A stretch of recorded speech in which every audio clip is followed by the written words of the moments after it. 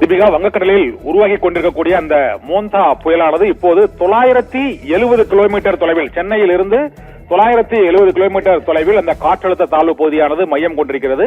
அது நாளை ஆழ்ந்த காற்றழுத்த தாழ்வு மண்டலமாக உருவாகி நாளை மறுதினம் திங்கட்கிழமை மோந்தா புயலாக அது உருவாகும். தாய்லாந்து நாட்டின் பெயரின்படி மோந்தா என்றால் அழகிய மலர் என்று பெயர்.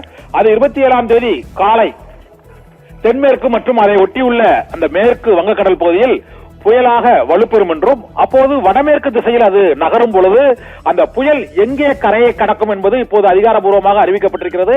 இது காக்கிநாடாவை சுற்றியுள்ள அந்த மசூலிப்பட்டினம் மற்றும் அதை ஒட்டியுள்ள கலிங்கப்பட்டினம் ஆகிய 2 நகரங்களுக்கு இடையே அது கரையை கடக்கும் என தெரிவிக்கப்படுகிறது.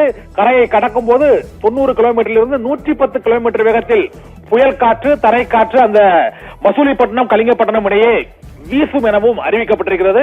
இதனால் மக்கள் பாதுகாப்பாக, காக்கிநாடாவை சுற்றியுள்ள பகுதியில் உள்ள மக்கள் பாதுகாப்பாக இருக்க வேண்டும் என்றும், திங்கள் செவ்வாய் ஆகிய 2 நாட்கள் 27, 28 ஆகிய 2 நாட்களில் இந்த புயலானது மசூலிப்பட்டினம் மற்றும் கலிங்கப்பட்டினம் இடையே ஆந்திர பிரதேச கரையை கடக்கும் என்றும், தமிழகத்திற்கு புயலால் எந்த ஆபத்தும் இல்லை என்பதும் உறுதிப்படுத்தப்பட்டிருக்கிறது.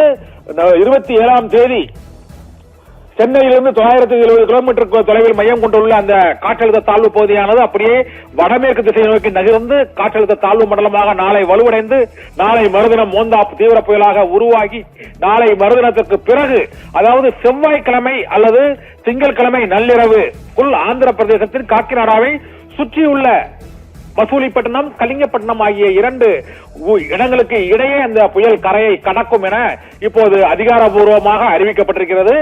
மழையின் அளவு சென்னை, காஞ்சிபுரம், திருவள்ளூர், செங்கல்பட்டில் எவ்வாறு இருக்கும் என்பது புயல் நகரும் வேகத்தை பொறுத்து மழையின் தன்மை மாறும், மழையின் தீவிரத்தன்மை மாறும் என்றும் வானிலை மையம் அறிவித்திருக்கிறது.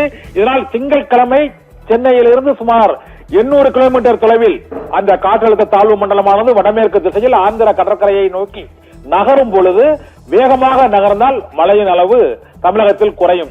மெதுவாக நிலை கொண்டு படிப்படியாக அது நகரும் பொழுது சென்னை, திருவள்ளூர் மாவட்டங்களில் மழையின் அளவு அதிகரிக்கும் என்றும் வானிலை மையம் அறிவித்திருக்கிறது.